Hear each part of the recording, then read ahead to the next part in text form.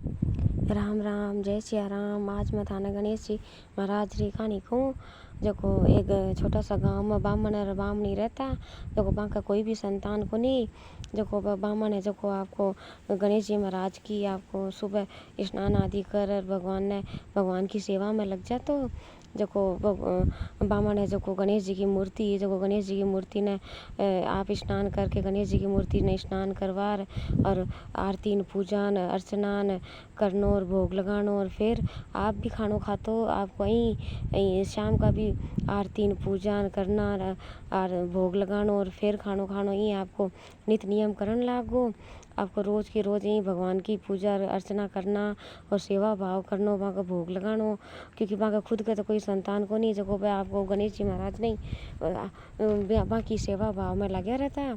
देखो बामणी भी आपको भगवान की भगत थी, जको भी पूजा अर्चना करती और पछे हाथ जोड़ वहाँ का भोग लगा और पछे खानो खाती।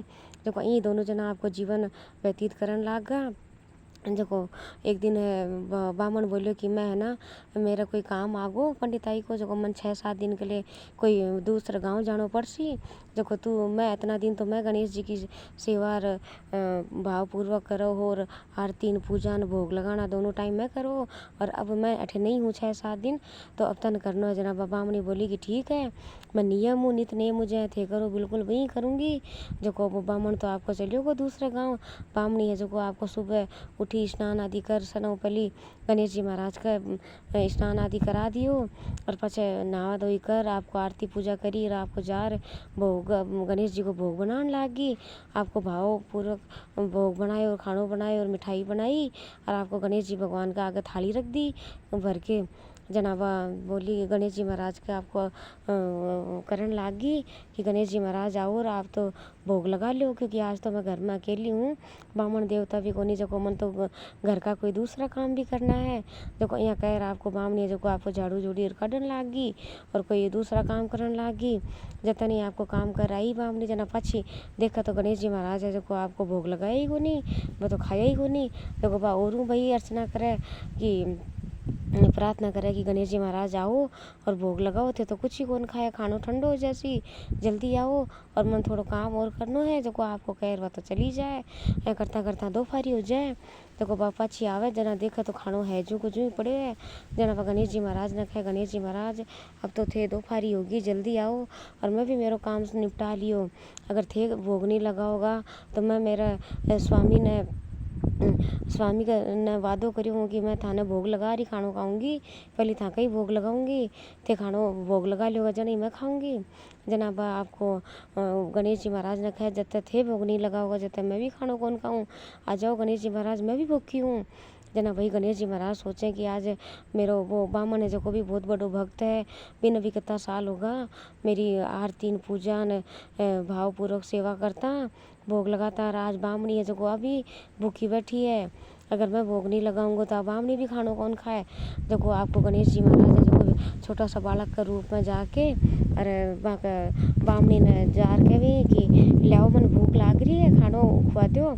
जना बामणी है जो कह दे ले बेटा ये थे इम खा लो।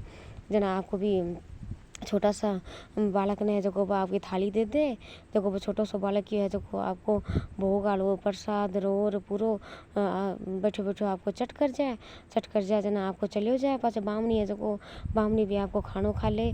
करता करता आपको रोज की वो तो बामणी है जो स्नान आदि कर भगवान ने स्नान करवार आपको आरती पूजन कर वहाँ का भजन कर और पास भोग बनाने चली जाए, आपको थाली भर ला रखे और वह प्रार्थना करने लाग जाए भगवान आओ, जितना नहीं भगवान बालक रूप में आवे और भोग लगावे चला जाए।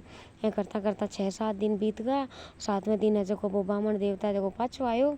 जना वो बोले कि भाई मैं तो 6-7 दिन होगा भगवान का अच्छे तरह कहूँ भोग लगायो कौन लगायो। जना बोली मैं तो रोज की भोग लगाऊँ और भगवान विनायक जी महाराज है जो बालक रूप में आई और भोग ने पूरो भोग लगा जाई खार जाई थाली एकदम पूरी सफाचट भगवान जी करके जाई पूरो भोग खा के जाई। जना बोले कि अइया के बोले हाँ, बोले मत मेरे मत मन तो तदिन होगा पूजा करता, या तो मेरे साथ तो कभी को नहीं हो।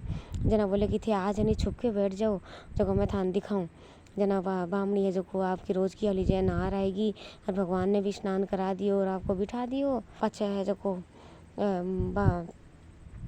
बामणी है जो भोग बनाने चलेगी जना आपको भोग बना लियार कर थाली में भर रख दियो। भगवान को प्रार्थना करने लागी कि भगवान आओ और भोग लगाओ। जतने नहीं मूर्ति के अंदर बालक रूप निकले और आपको पूरा थाली में रखेड़ो भोग है जो आपको धीरे धीरे बैठे बैठे आपको भोग लगावे जना आपको जही जान लग गया जतनी बामन देवता है जो वह भी पीछे छुपेड़ा जो वह भी आज आगे आ जाए।